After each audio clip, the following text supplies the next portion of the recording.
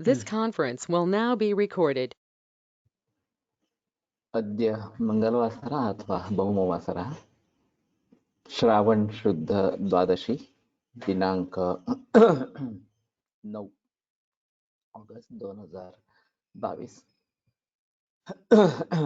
चरक शारीरस्थान अध्याय 2 षण्ड प्रकार शङ्खं चक्रं जलौकान्दततमृतघटं चारुदोर्भिश्चतुर्भिः सूक्ष्मस्वच्छातिहृद्यां शुकपरिविलसन् मौनिमं भोजनेत्रं कालाम्भोदोज्ज्वलाङ्गं कटितटविलसच्चारुपीताम्बराढ्यं वन्दे धन्वन्तरिं तं निखिलगदवनप्रौढदावाग्निलीलं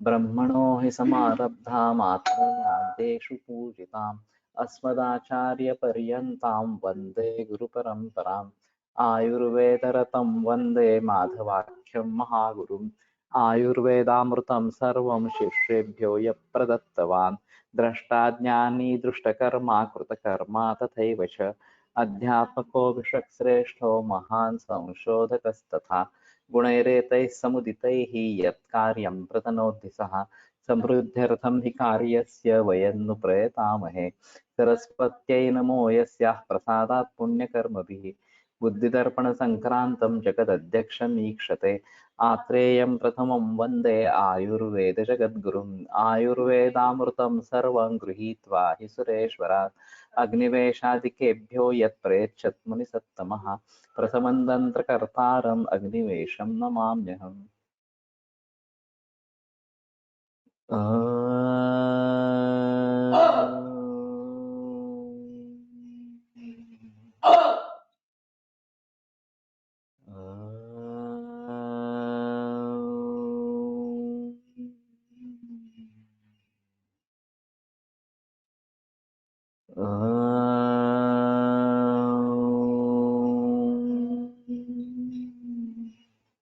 ओम शांति शांति शांति।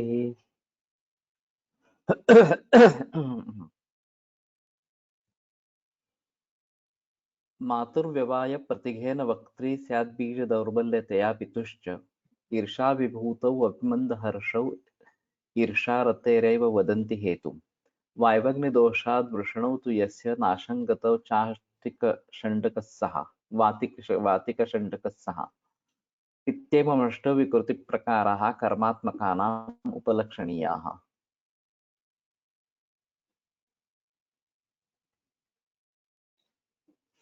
तो इसमें बीच में उन्होंने सुश्रुत का बताया है मंद इत्यादि मंदवेगम अल्पम च बीजम ययोः तौ तथा। तो मंदवेग के जरिए मैंने ये सीमेन एनालिसिस की बात की थी कि इसमें स्लो मोटिलिटी ये एक प्रॉब्लम पाई जाती है और उसको बढ़ाने के लिए क्या करना है ये सोच रहे थे। तो ये वायु का कर्म है और उस हिसाब से इक्षुरक या कोकिलाक्ष और फिर कपिकच्छु ये भी बात हम समझ सकते हैं कि ये अच्छी तरीके से इसमें उपयोग में लाए जा सकते हैं।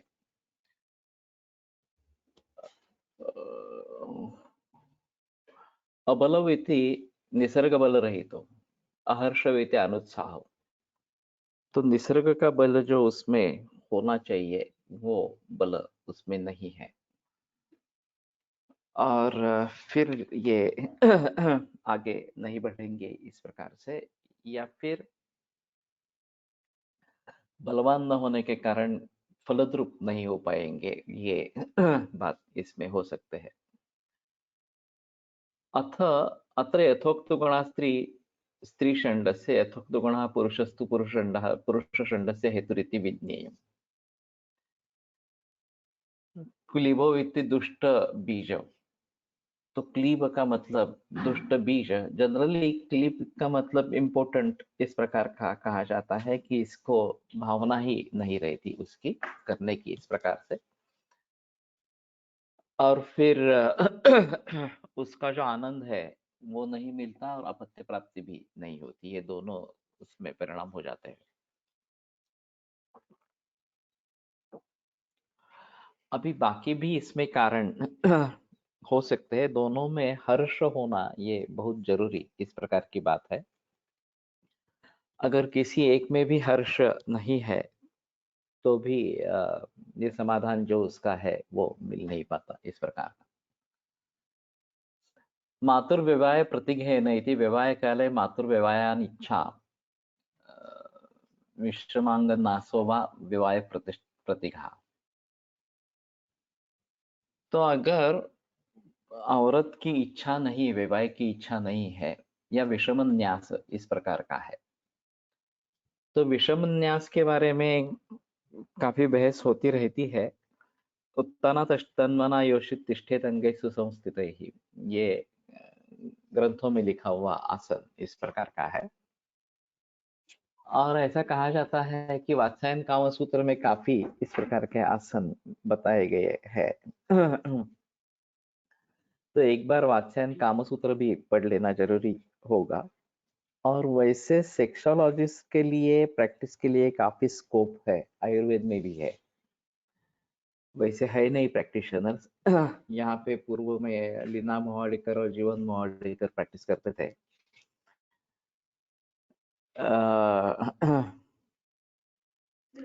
लेकिन आयुर्वेद की दृष्टि से ऐसा मुझे नहीं लगता है।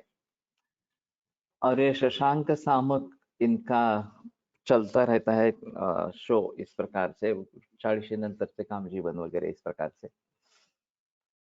वो भी एक बार अटेंड करके देखने चाहिए।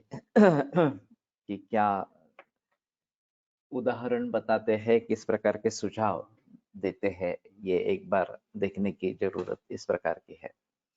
लेकिन इसके लिए काफी स्कोप है। बैद्यनाथ की एक फैक्ट्री केवल वीटा एक्स इसी औषध पर चलती है।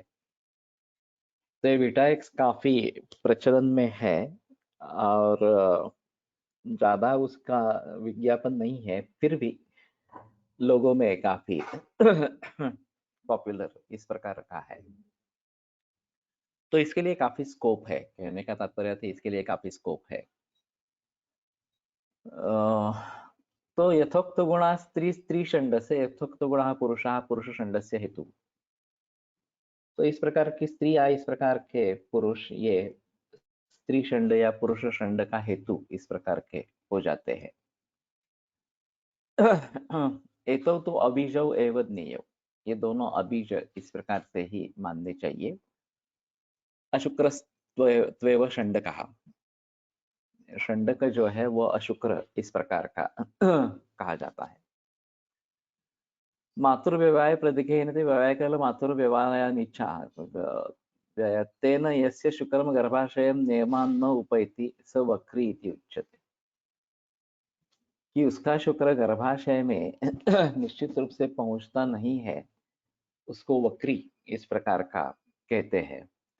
बीज दौर्बल्यतया च पितुर्वक्री स्यादिति योजना। तो बीज दौर्बल्य के कारण पिता के वक्री निर्माण इस प्रकार का होता है। तो इन सभी में माता पिता के संबंध में ज्यादा बहस की गई है और उसी समय बीजोपतप्तता ये बात ज्यादा बताई गई है।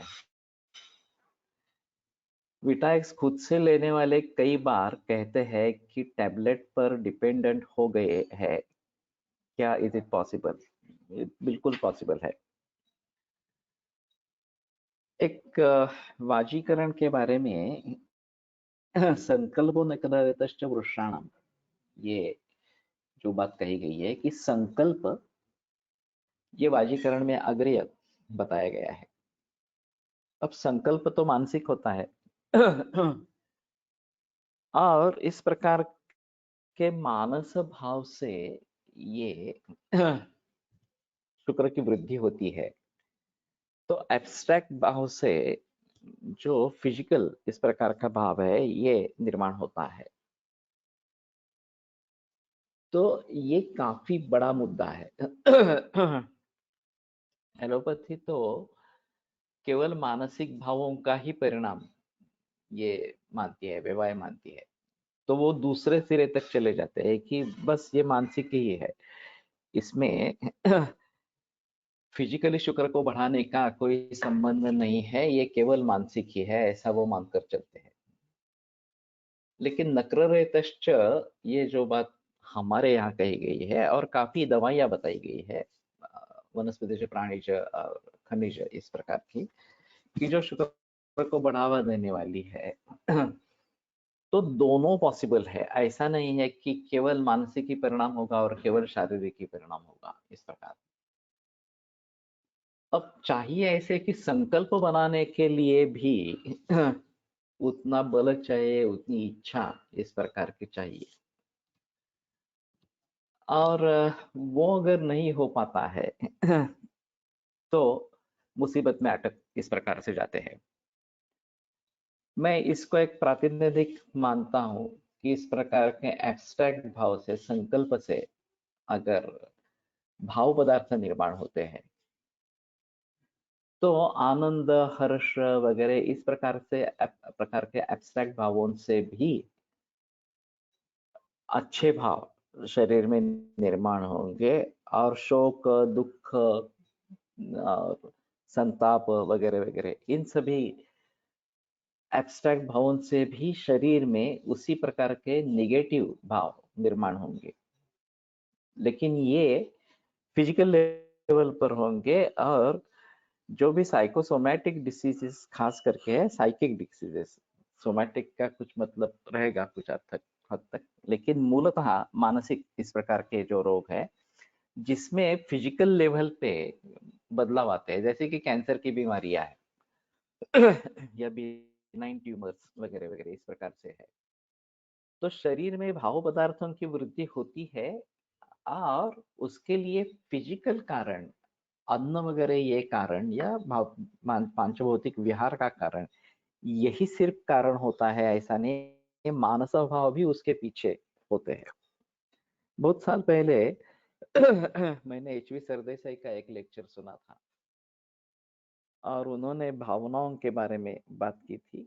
दो तरीके की भावनाएं उन्होंने बताई थी, एक सकारात्मक और एक नकारात्मक। तो सकारात्मक भावनाओं का अच्छा परिणाम निकलता है और नकारात्मक भावनाओं का बुरा परिणाम होता है। वो दो तरीके से बुरा होता है, उससे सीधा भी बुरा होता है और उससे सकारात्मक विचार नहीं आते, और जो हमें कदम बढ़ाने हैं, जिस तरीके से आगे बढ़ना है, वो भी सामने नहीं आता, और दोहरा नुकसान इस प्रकार का निगेटिव थिंकिंग से होता रहता है, नकारात्मक भावनाओं से होता है। एक मैंने अजीब उदाहरण सुना था, सच्ची घटना करके, तो मैंने शायद वो भी बताया है कि किसी एक कैदी को सजा देनी थी, फांसी की सजा देनी थी, लेकिन पारंपरिक रीति को छोड़कर उसको कहा गया कि तुम्हें एक सर्प का दंश होगा और तुम मर जाओगे। चारा नहीं है, यही सिस्टम होगी इस प्रकार से। और फिर एक तगड़े घोड़े को उन्होंने एक जहरीला सर्प डसवाया, और वो तड़प तड़प के 2-3 मिनट में मर गया। अब उसको कहा गया कि ये तो बहुत तगड़ा घोड़ा था, इसलिए उसको 2-3 मिनट लगे, तुम्हें उतना भी समय नहीं लगेगा इस प्रकार से। उसके आंख पर पट्टी बांधी और एक रबर का सांप उसको स्पर्श किया। जैसे ही सांप का स्पर्श हुआ, वो मर गया। तो यहाँ तक ठीक था कि ऐसा होने वाला है, ऐसा सोचकर सब चल रहे थे। लेकिन जब पोस्टमार्टम हुआ तो उसमें सर्प का जहर पाया गया। अब ये जहर आया कहाँ से? इन्होंने एक शंका विषय करके बात बताई है सर्पदंश के वगैरह के बारे में। और ये शंका विषय भी इस प्रकार से जहरीला परिणाम दिखाता है। तो केवल अभी ये तो ग्रंथों में लिखा है कि शंका विष से भी इस प्रकार की मृत्यु हो सकती है, लेकिन ये तो वास्तव में सच इस प्रकार का हो गया, और ये नहीं कि उसमें जहर पाया गया, रियली जहर जहर पाया गया। तो मानस भाव ने करवट लेके शारीर भाव में परिवर्तन दिखाया, तो उसी तरीके से ये जब कैंसर वगैरह जो बीमारियां हैं उसमें मानस भावों से इस प्रकार से एबनॉर्मल ग्रोथ हो सकती है, केवल मानसिक भावों से भी हो सकती है इस प्रकार से।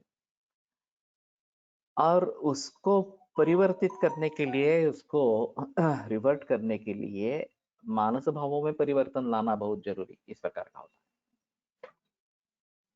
तो मेरा कहना है कि जो भी मौतें कैंसर से होती है, HIV से होती है, या अभी फिलहाल कोविड-19 से इस प्रकार से होती है, उसमें उसका रोल कम और मानस भावों का रोल बहुत ज्यादा ये है। इससे डिप्रेशन हो जाता है, मनोसाज हो जाता है, और फिर विषाद रोगवर्धनानाम, विषाद यही रोगवर्धन करने वालों में श्रेष्ठ है, तो वही कारण हो जाता है। और मौतें होती है वो रोग से नहीं होती है, विषाद से होती है। तो कहने का तात्पर्य अर्थ ये है कि इस प्रकार से केवल मानसिक भावों से परिणाम होते हुए काफी नुकसान हो सकता है, मौत भी आ सकती है। तो हमें निगेटिविटी से बचना है। सबसे अहम मुद्दा ये है कि किसी भी हालत में निगेटिविटी से बचना है। दूसरी जगह देखा जाए तो अगर ये निगेटिविटी इस प्रकार की निर्माण नहीं होगी और रोग बढ़ता ही जाता है इस प्रकार से, तो मुक्ति का उपाय क्या है? तो डिप्रेशन वही उसके लिए मुक्ति का उपाय है।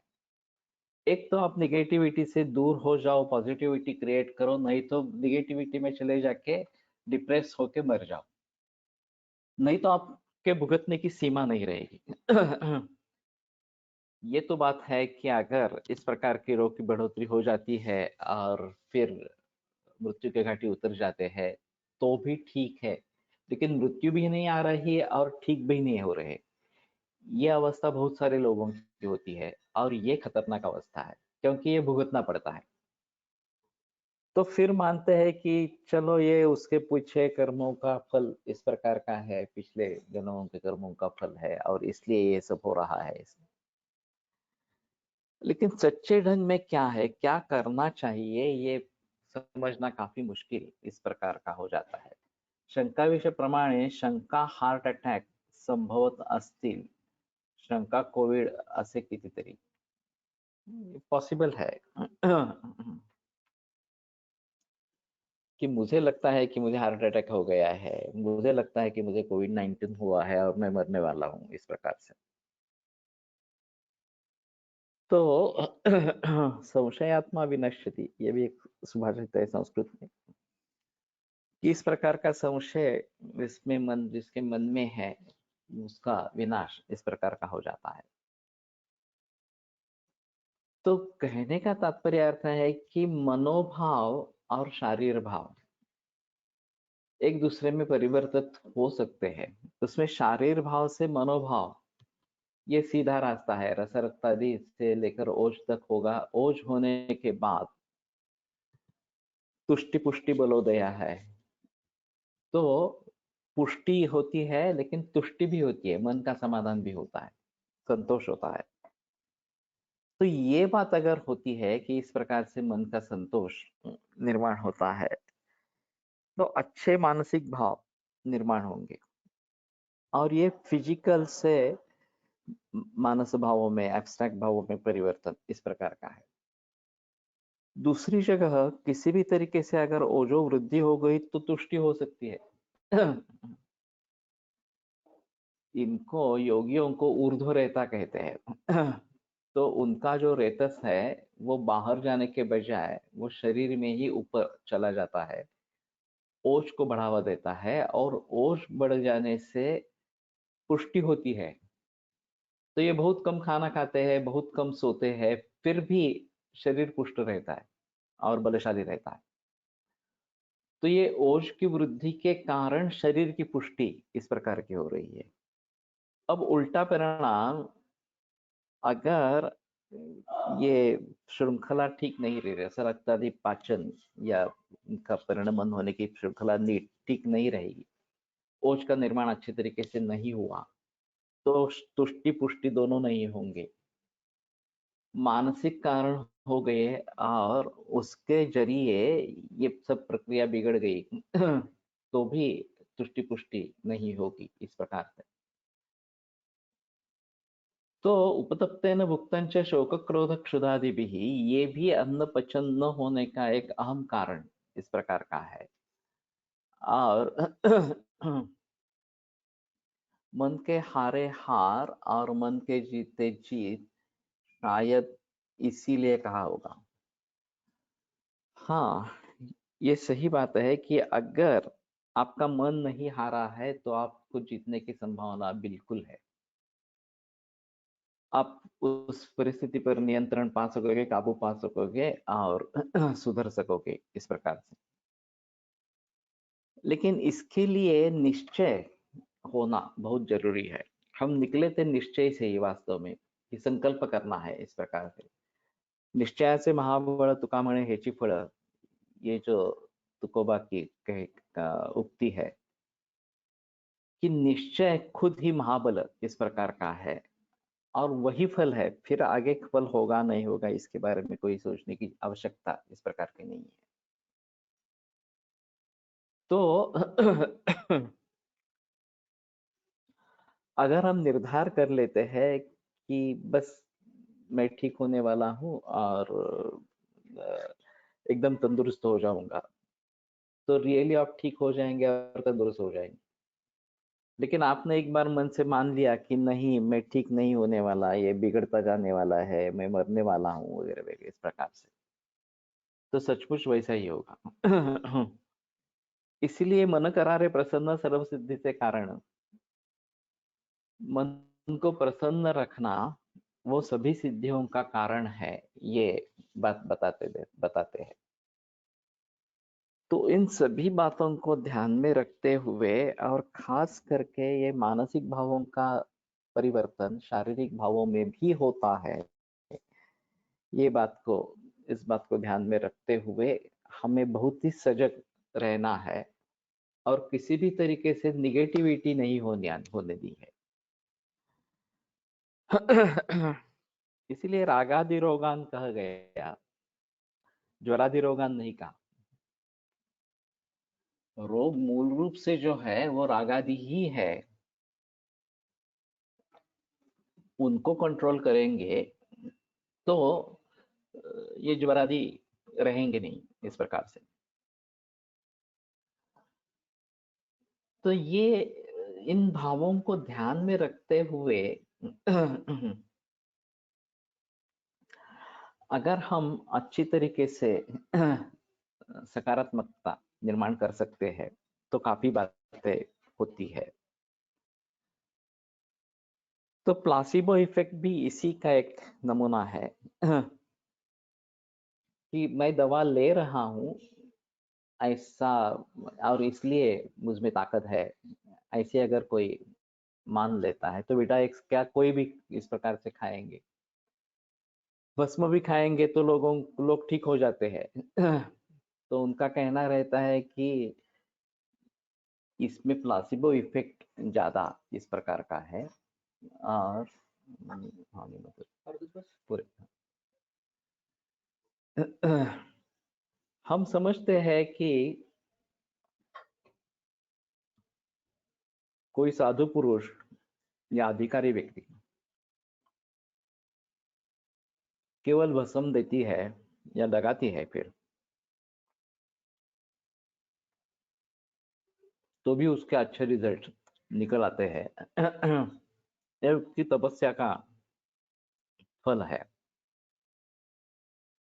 लेकिन जिसका विश्वास है उसके लिए ये होगा। जिसका विश्वास नहीं है वो शायद ये करने के बाद भी उसको ठीक नहीं लगेगा। ऐसी बात हो सकती है। तो श्रद्धावान लभते फलम,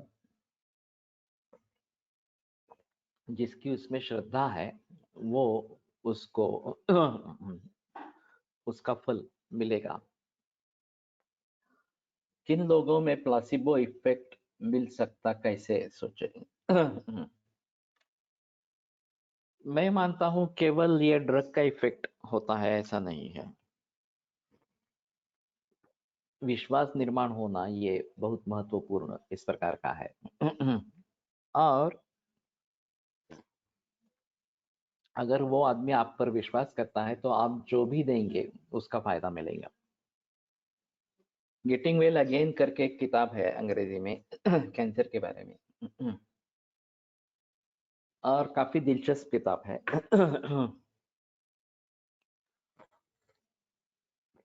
तो उन्होंने प्लासिबो को अच्छी तरीके से कैसे इस्तेमाल करना है इसके बारे में बताया है।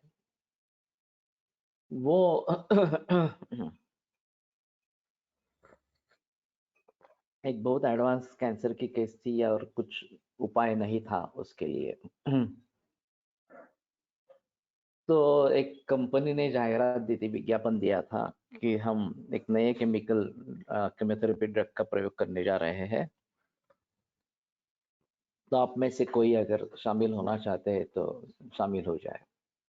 तो इस आदमी ने सोचा वैसे भी मेरे लिए कुछ उपाय नहीं है, ऐसा ही मरने वाला हूँ, तो शायद ये करेंगे, ट्राई करेंगे, और होता है तो देखते हैं इस प्रकार से।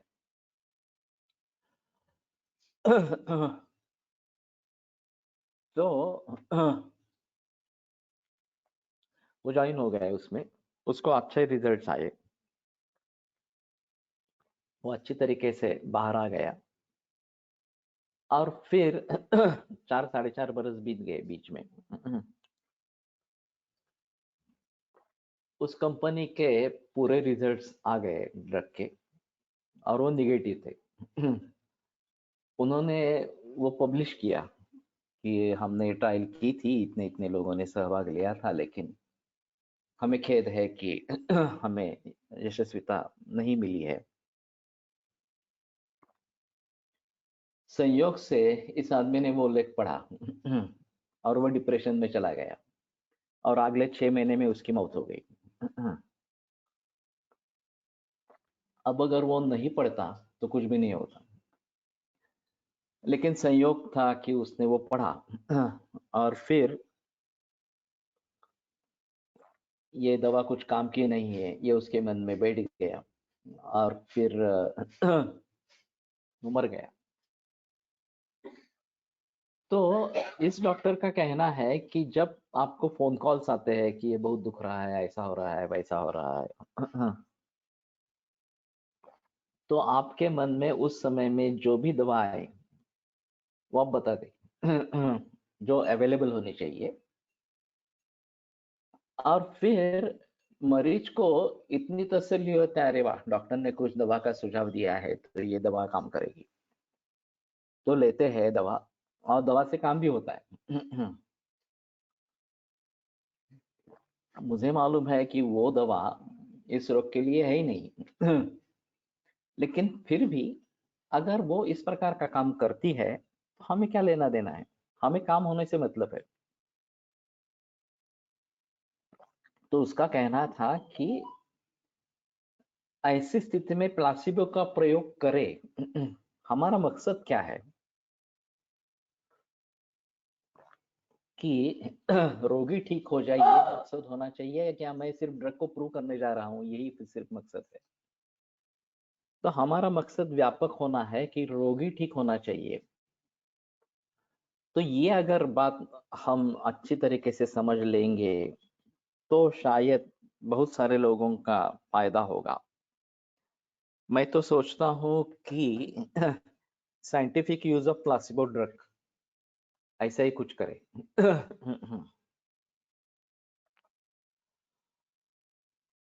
कि ये प्लासिबो है इसलिए ये काम का नहीं है, ऐसा करने के बजाय प्लासिबो इफेक्ट को अच्छी तरीके से देखो और उसका प्रयोग करो, ये बेटर ऑप्शन इस प्रकार का रहेगा, ताकि मरीज को भी समाधान मिलेगा, कंपनी भी खुश रहेगी, और हम भी खुश रहेंगे कि मरीज को अच्छा लगा इस प्रकार का। एखाद्या प्रसिद्ध वैद्य डॉक्टरचे बाबत हे असे उपयोग होत असेल, होता है। सिद्धहस्तता एक बात बताई गई है। अभी ये 15 अगस्त को पुनर्वसु का जन्मदिन है, पुनर्वसु चिकित्सालय का। तो अनंत धर्माधिकारी सर का व्याख्यान है और उनका कहना है कि एविडेंस बेस्ड आयुर्वेद चरक आधार पर, ऐसा कुछ विषय है उनका। मुझे तो मालूम नहीं वो क्या बोलने वाले हैं, लेकिन एतान यहाँ त्रिज सिद्धतमान उवाच, ये सिद्धतम वाली बात चरक ने काफी बार कही है। ये सिद्धतम है, सिद्धतम है, सिद्धतम है, इस प्रकार से। तो क्यों बताया इस प्रकार से? तो इसको बहुत बार परीक्षा करके, प्रयोग करके देखा गया है, और पहला भेषज उसको बताया चरक ने। ये भी अजीब बात है, निदान वगैरह सब बाकी पीछे रह गए, पहला भेषज चतुष्क बता दिया इस प्रकार से। तो जितहस्तता, ये एक बात हो सकती है कि वो आदमी जिसमें हाथ डालेगा उसमें यशस्विता प्राप्त करेगा। ये शायद उसके पूर्व कर्मों का फल है, उसके अनुभवों का फल है, उसने जो कुछ उसमें बहुत कष्ट उठाए हैं उसका फल है। लेकिन ऐसा होता है कि वही दवा उस वैद्य ने दे दी जो पहले वाले वैद्य ने भी दी थी, उसका फायदा नहीं हुआ, और जिस बुजुर्ग वैद्य के पास गए और उसने वो दवा दे दी, वही दवा दे दी और फिर उससे फायदा हुआ। ये लोग बताते हैं इस प्रकार से, और सच में होता है। ऐसा क्यों होता है? दवा तो दवा ही है, वही है, तो फिर मैं दे दूं या दूसरा कोई दे दे, क्या फर्क पड़ने वाला है? फर्क पड़ता है। ऐसा नहीं होता कि सभी की दवा एक जैसी ही होगी। मेरे पास कई छात्र होते हैं, वो बोलते हैं कि फोन पे मैं दवा बताता रहता हूँ, वो करते हैं, फिर भी कहते हैं नहीं फायदा नहीं, आप आपके यहाँ से दवा भेजो। और वही दवा जब मैं मेरे यहाँ से भेजता हूँ तो फायदा हो जाता है। तो ये क्यों होता है इस प्रकार से?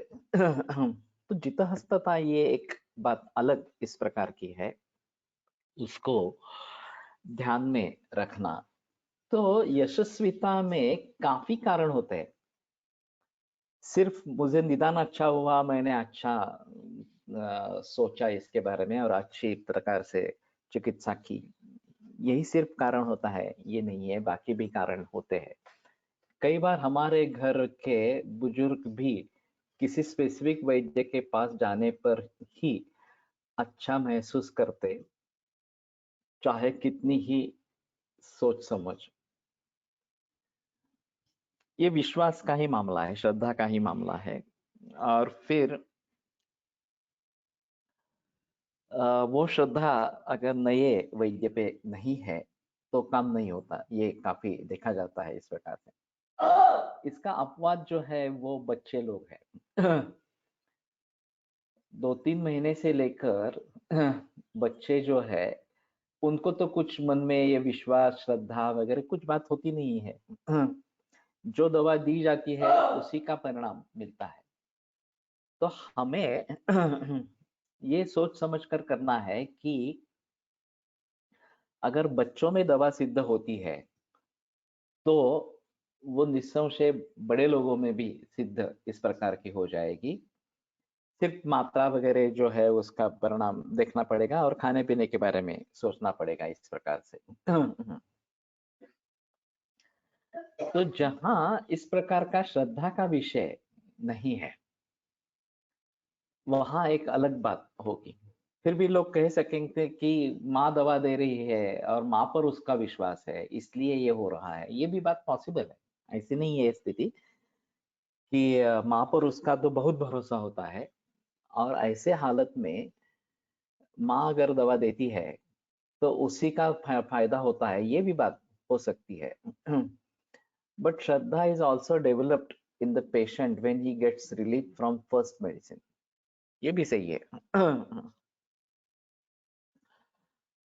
तो युक्ति प्रमाण का रोल है ही, ऐसा नहीं कह सकते कि युक्ति प्रमाण का रोल नहीं है, युक्ति प्रमाण का रोल है ही।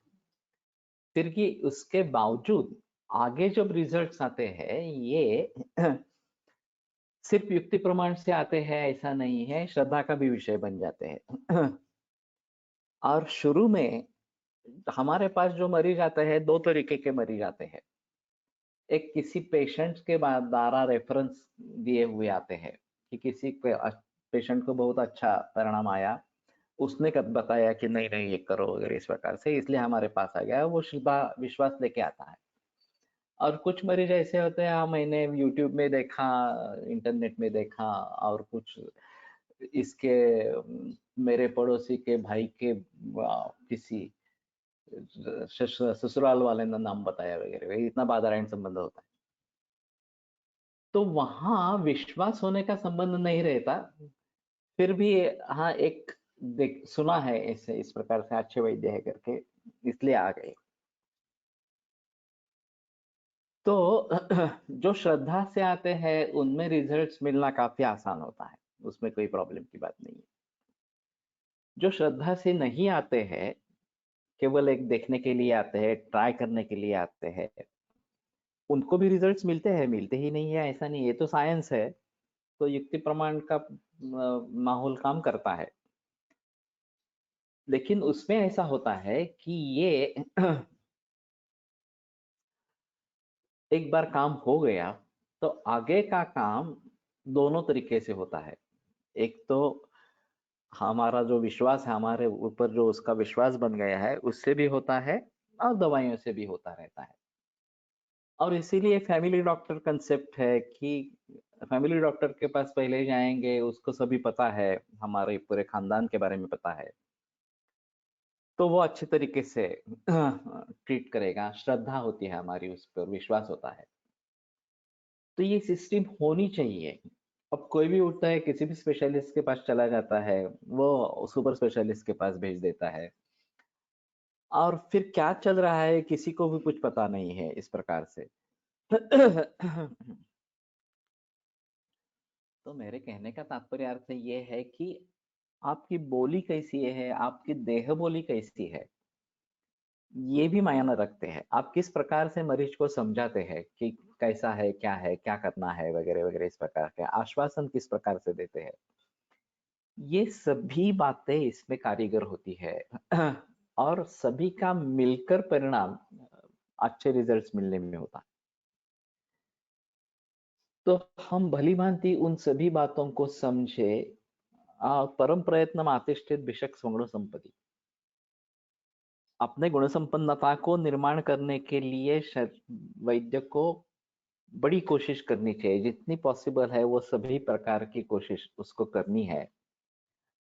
और फिर सिद्धिराख्याते सर्वैश्च गुणैर युक्तम भिषक्तमम, कि अगर सिद्धि मिल जाती है तो ये सभी गुणों से युक्त इस प्रकार का वैद्य है, ये ख्याति आपकी हो जाती है।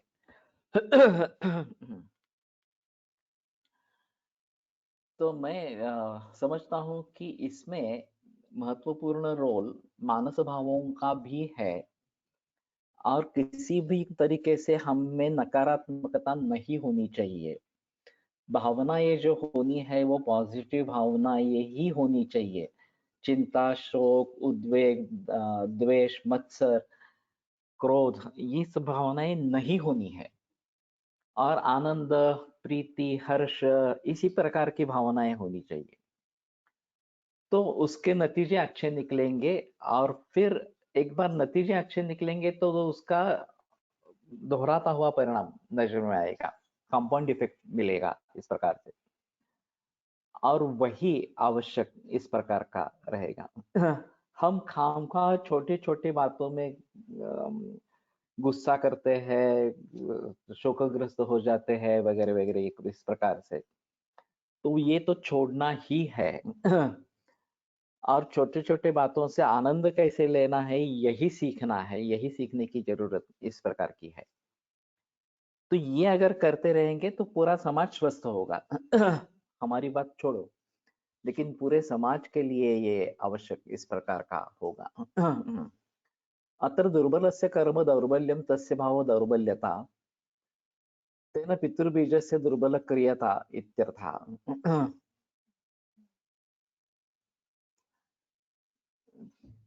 तो दुर्बल, ये दौर्बल्य यही भाववाचक है, जैसे मैंने कहा दुर्बलता, दौर्बल्यता, ये तो कठिन है। दुर्बलता कह सकते हैं, ये ज्यादा बेहतर इस प्रकार का रहेगा।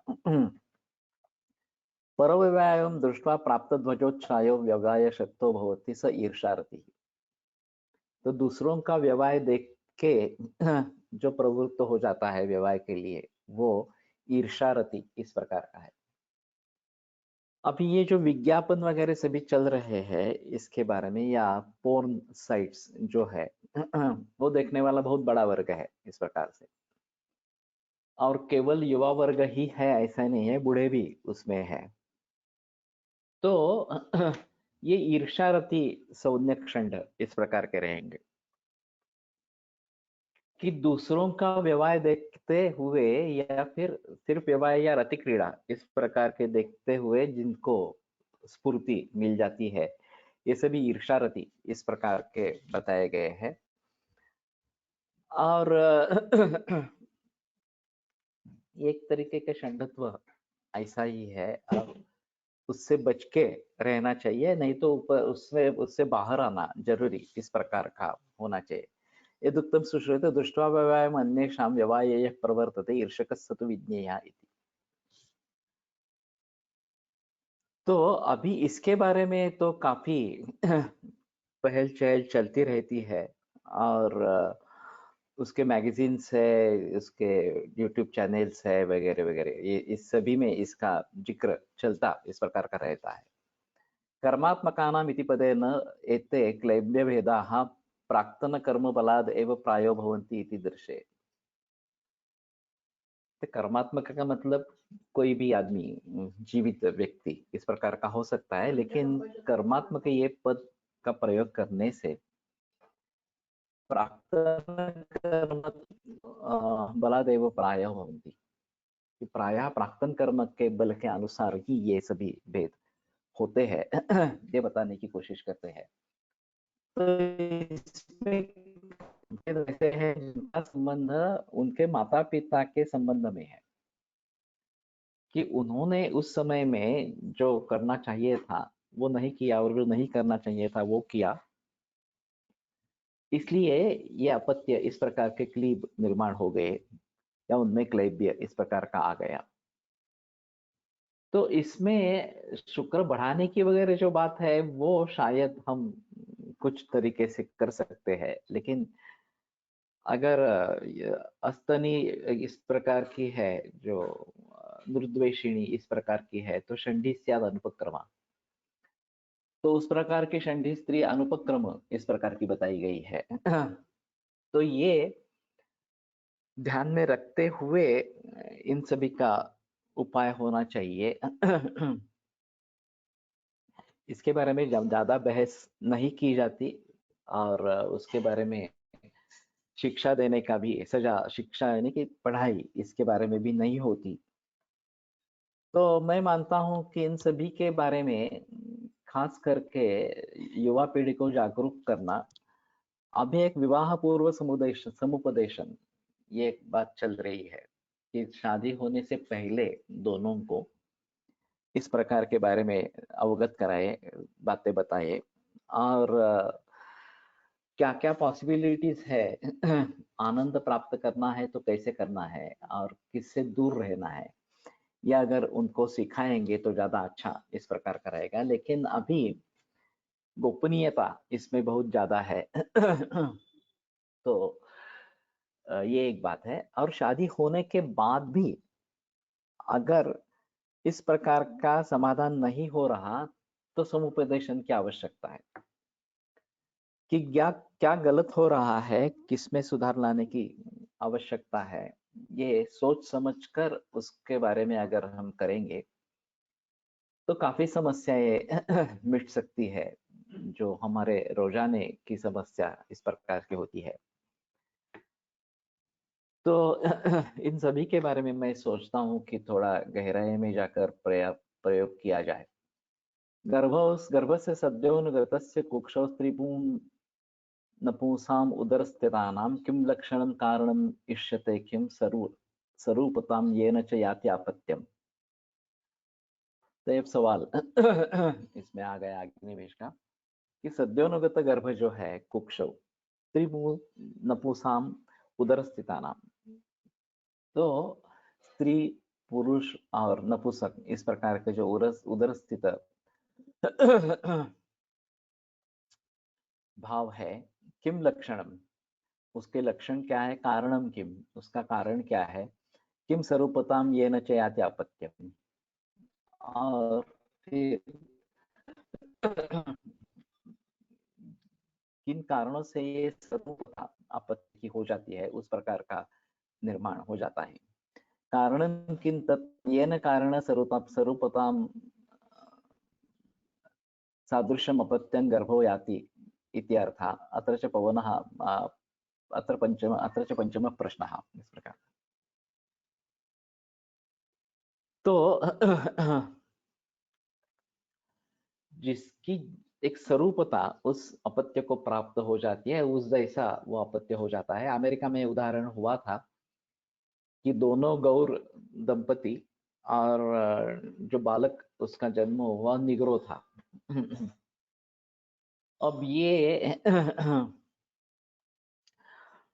पति ने कहा कि नहीं, तुम्हारा दूसरे किसी के पास साथ संबंध हुआ है, किसी निग्रो के साथ संबंध हुआ है, और इसीलिए बालक इस प्रकार का निर्माण हुआ।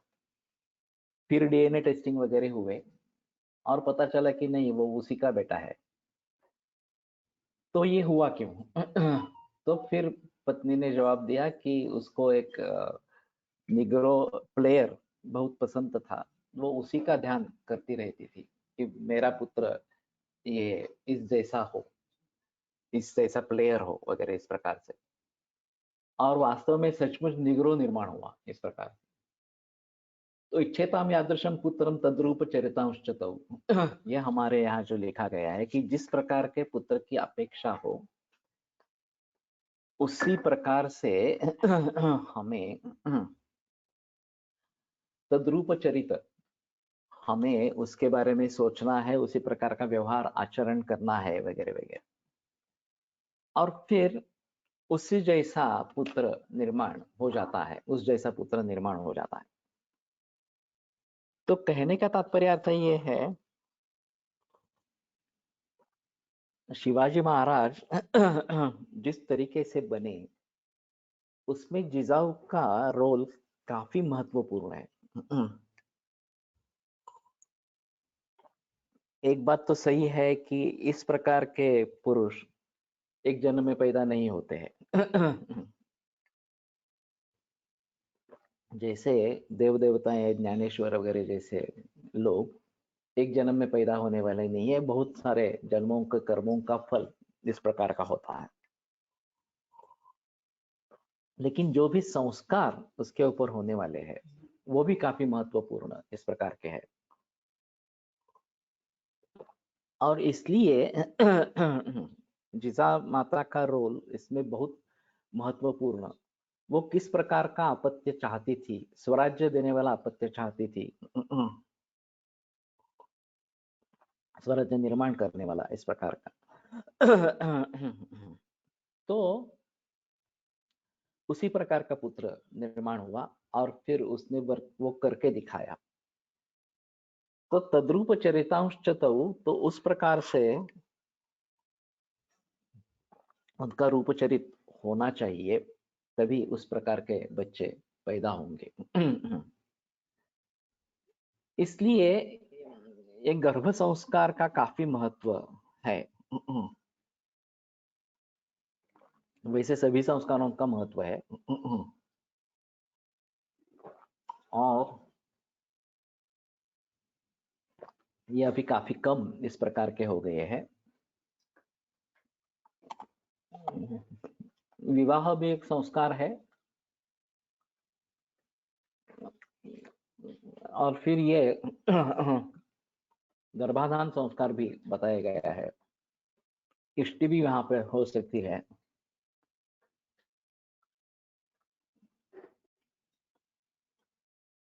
हमारे यहाँ गर्भिणी को नाटक चेटक नहीं देखने देते। इसमें यह कारण होगा। उसके ऊपर संस्कार अच्छे होने चाहिए। अभी जो सभी सीरियल चलती है टीवी की, वो बड़ा अजीब मामला है। उसमें रोचकता आए, इसलिए ये सभी जो भावना है, मत्सर है, द्वेष है, मारना है, वगैरह वगैरह इस प्रकार से, इनका काफी प्रचलन चलता रहता है। अब विशेषतः गर्भिणी इस प्रकार के सीरियल्स को देखेगी तो काफी मुश्किल मामला इस प्रकार का होता है, क्योंकि वही भाव उसके मन में उतर आते हैं और गर्भ में भी उतर आते हैं। तो हम तो ये नहीं होना चाहते इस प्रकार से। तो जागरूक होकर क्या सुनना है, क्या पढ़ना है, वगैरह वगैरह, ये सभी बातें ध्यान में रखनी है और उसी के मुताबिक बर्ताव होना है। अगर हम अच्छी संतति निर्माण करना चाहते हैं तो ये बहुत जरूरी इस प्रकार का होगा। निष्ठीविका गौरव अमंग साधस्तंद्रा प्रहर्ष हृदय व्यथाश तृप्तिश्च बीज ग्रहणं च योन्याम गर्भस्य सद्योनुगतस्य लिंगम। तो सद्योनुगत गर्भ का लक्षण क्या है? तो निष्ठीविका, ये निष्ठीविका ये कहा गया है, थूकना, इस पर बार बार थूकने की इच्छा होना। गौरव, अंगसाद, तंद्रा और प्रहर्ष, ये दोनों है, दोनों थोड़े से अपोजिट है कि एक प्रकार की ग्लानि है, थक गई है इस प्रकार से, और आनंद भी है इस प्रकार से। हृदय व्यथाच, ये थोड़ा सा अजीब है कि हृदय में व्यथा महसूस होती है। तृप्तिश्च, और एक समाधान की भावना, तृप्ति। बीज ग्रहणं च योन्याम, और वो समझ लेती है कि हाँ गर्भधारण हो गई है इस प्रकार से। गर्भस्य सद्योनुगतस्य लिंगम, तो ये सद्योनुगत गर्भ का लक्षण इस प्रकार का है। सव्यांग चेष्टा पुरुषार्थिनी स्त्री स्त्री स्वप्न पानाशनशील चेष्टा,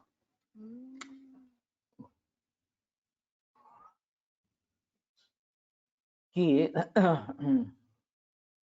बाएं अंग से चेष्टा और पुरुषार्थी, पुरुष की कामना करने वाली इस प्रकार की स्त्री, स्त्री स्वप्न पान आशनशील चेष्टा, और स्त्री विशिष्ट इस प्रकार के स्त्रीलिंग वाले स्वप्न पान आशनशील चेष्टा ये करने वाली सव्यात्त गर्भा न च वृत्त गर्भा। तो व्यात्त गर्भा, लेकिन सव्यात्त गर्भा नहीं तो बाह्य कुक्षी में होना, और न तो वृत्त गर्भा, ये वृत्त गर्भ इस प्रकार का नहीं है। सव्य प्रदुग्धा स्त्रियमेव सूते, और बाएं स्तन में अगर पहले क्षीर प्रादुर्भाव इस प्रकार का होता है तो वो लड़की को ही जन्म देती है। तो ये कन्या देने वाले लक्षण इस प्रकार के हैं।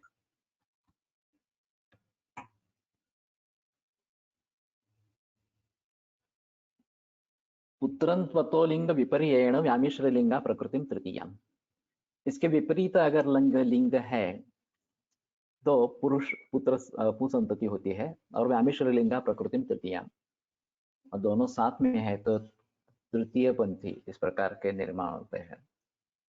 दोनों के लक्षण आएगा। गर्भोपपत्तौ तु मनस्त्रियायम जंतुम व्रजेत तत्सदृशम प्रसूते, गर्भों के उपपत्ति के बारे में मन से जिस व्यक्ति की अपेक्षा करती है तत्सदृशम प्रसूते, उसके सदृश इस प्रकार का अपत्य हो जाता है। गर्भस्य चत्वारि चतुर्विधानि भूतानि माता पितृसंभवानि,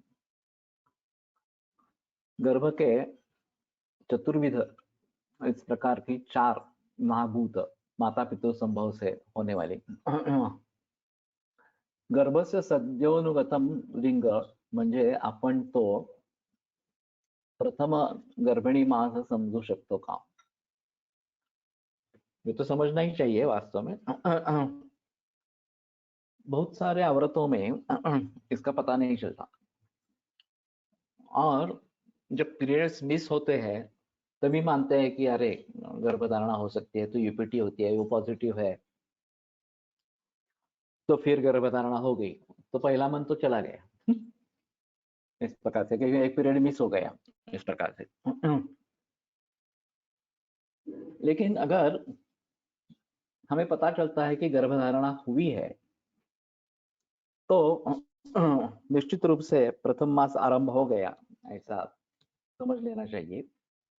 और फिर उसकी मासानुमासिक कल्प जो है वो शुरू करने चाहिए। तो ज्यादातर लोगों में ये मिस होता है, लेकिन अगर हम इसके बारे में जागरूकता बढ़ाएंगे, औरतों को कहेंगे कि नहीं, तुम इसके बारे में जागरूक रहो, सतर्क रहो, और गर्भधारणा अगर हो जाती है, तुम्हें महसूस होता है, तो तुरंत उसके बारे में बता दो। अब ये मालूम नहीं कि कोई किसी परीक्षण के द्वारा गर्भधारणा हुई है नहीं हुई है, आधुनिक परीक्षण के द्वारा ये बता सकेंगे, लेकिन जो हार्मोनल चेंजेस इस प्रकार के आते हैं, यूपीटी पॉजिटिव होना वगैरह, वो 1 महीने के बाद ही प्रायः किया जाता है। एक बार ये करके देखना चाहिए कि इस प्रकार से अगर मालूम हो गया कि वो गर्भिणी हो गई है, तो उसी समय ये टेस्ट करके क्या होता है, नतीजा निकलता है नहीं निकलता है, ये एक बार देख सकते हैं इस प्रकार से। कधी कधी LMP ही 1-1.5 महिन्यापूर्वी जी असते व नंतर ही लक्षणे दिसतात, ये पॉसिबल है। ऋतुकाल कौन सा है ये पता नहीं चलता। जनरली तो द्वादश निशा पूर्वास्तिसर्षण निंदिता, ये बताया गया है, तो 12 रात्रि का बताया गया है ऋतुकाल। लेकिन कभी कभी पूरा मास भी ऋतुकाल हो सकता है। भाव प्रकाश में इसके बारे में एक रेफरन्स है। तो फर्स्ट मंथ काढा हा 15 दिवसच द्यावा लागतो। इसमें काफी संदेहास्पद बातें इस प्रकार की है। हमारे पास में पक्का सबूत जो होता है वो केवल last menstrual cycle, LMP, last menstrual period, यही होता है। अब उसके बाद में ऋतुकाल कब तक रहा और गर्भधारणा कब हुई, ये अनुमान लगाना हर व्यक्ति में अलग अलग इस प्रकार का होता है, और फिर भी सही अनुमान होगा ही ये नहीं बता सकते। इसलिए ये शायद LMP से लेकर ही महीनों की गिनती होती है, जो फिक्स है इस प्रकार से। अगर हम अच्छी तरीके से जब गर्भधारणा हुई वहां से काउंट कर सकते हैं, इसके बारे में मुझे लगता है कि कोई संशोधन होना आवश्यक होगा, और शायद ज्योतिष की भी सहायता इसमें ली जाए तो ज्यादा बेहतर इस प्रकार का होगा। और हमारे हिसाब में शुक्र शोणित जीव संयोग गर्भ संज्ञा बहुत, वो एक्चुअली कब हुआ है ये अगर हम जान सकेंगे, तो उसके आधार पर भविष्य के बारे में जानना कदाचित एक अलग पहलू इस प्रकार का होगा। अभी जन्म के बाद जब जन्मपत्री बनाई जाती है, तो जन्मपत्री का समय कौन सा होना, बहुत सारे लोग कहते हैं कि जब बच्चा बाहर निकलता है तो वो समय कैच करना है और वो जन्म समय इस प्रकार के लिख लेना है। लेकिन कुछ लोगों का कहना है कि जब तक नालकर्तन नहीं होता, कॉर्ड को तोड़ा नहीं जाता, तब तक उसका अलग अस्तित्व नहीं है, वो फिर भी माता से जुड़ा है।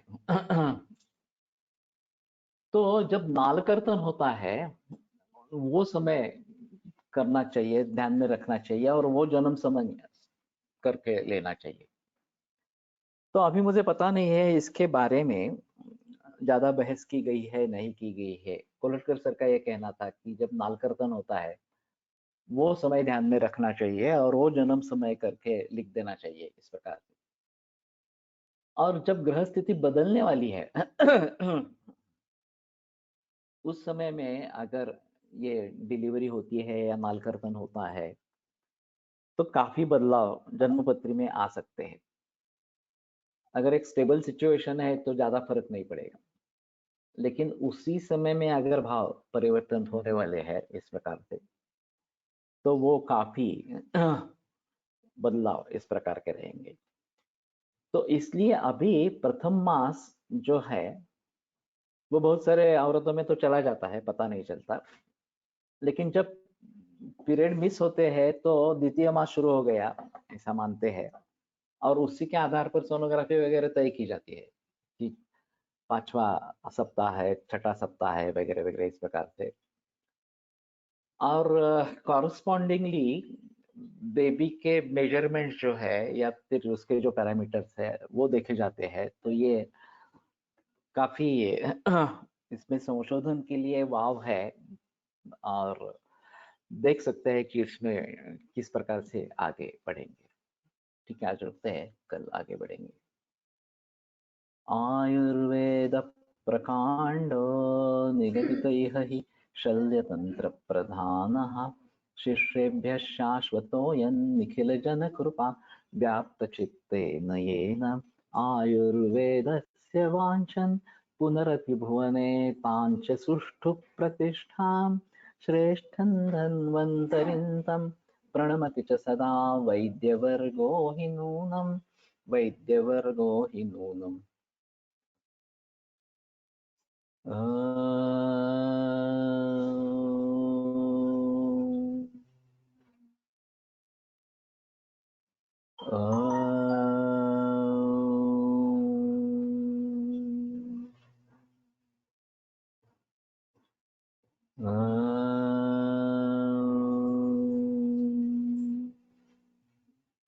ओम शांति शांति शांति।